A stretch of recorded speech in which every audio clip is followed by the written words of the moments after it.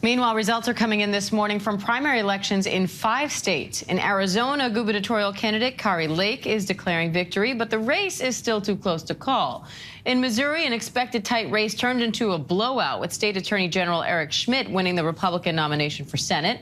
And in Michigan, Republican Congressman Peter Meijer, who voted to impeach former President Trump over the January 6th Capitol attack, lost to a challenger backed by the former president.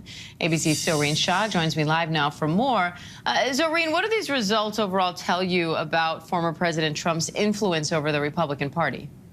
It tells you he has a massive influence over the Republican Party, right? I mean, Donald Trump has a massive influence over everything he touches. But look, you saw a lot of election deniers up and down the ballot last night. We've seen them throughout this race in various states. But the Peter Meijer one is really interesting. Look, he was one of 10 Republicans in the House who voted to impeach Trump.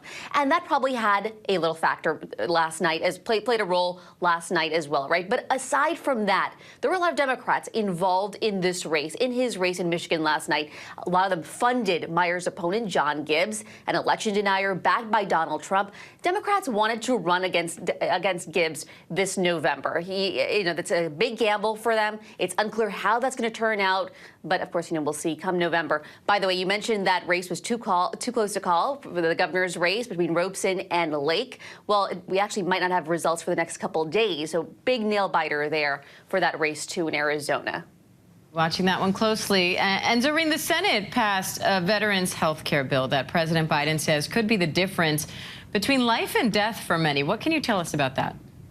Yeah, I mean, that was really historic yesterday. Look, this favored veterans and the mood. I just want to tell you a little bit about that last night in the chambers. We had a reporter who was out there, and she said it was an incredibly rare moment. I mean, you had 50 to 75 veterans in the chamber watching as that vote unfolded last night. That's really rare in this COVID era. One of those people was Jon Stewart. He's been the face of leading this effort, and they waited as those votes came in, and they came in 86 to 11. There were a lot of hugs. There was emotion. Take a listen to what Jon Stewart said.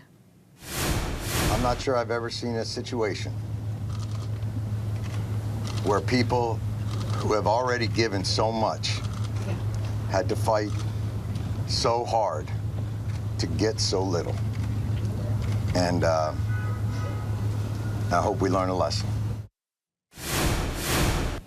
So that law allows veterans who are exposed to toxic chemicals from burn pits to get the medical assistance that they need. They no longer have to prove what they went through. So, I mean, this has taken a massive toll on them. You've heard a lot of people make the case that this is the difference between life and death for some of them.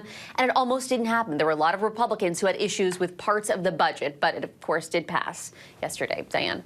And the Senate is set to hold a hearing on the Electoral Count Act, which aims to close loopholes that were exploited to try to get former Vice President Mike Pence to overturn the 2020 election. So what would this act do, and how much support is there in Congress to get this done?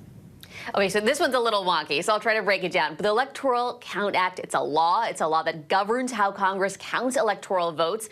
And there's a few things that it does. It sets a timetable for when parts of the counting process have to take place. It has a resolution process for how Congress deals with certain issues.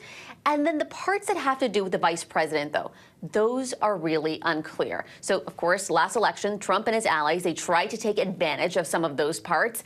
But it does look like, based on Axios' reporting, that 9 Republicans are in favor of this vote. So Democrats almost have the 60 votes total that they would need to pass this, Diane. All right, Zohreen Shah, always great to have your analysis. Thank you. Thanks.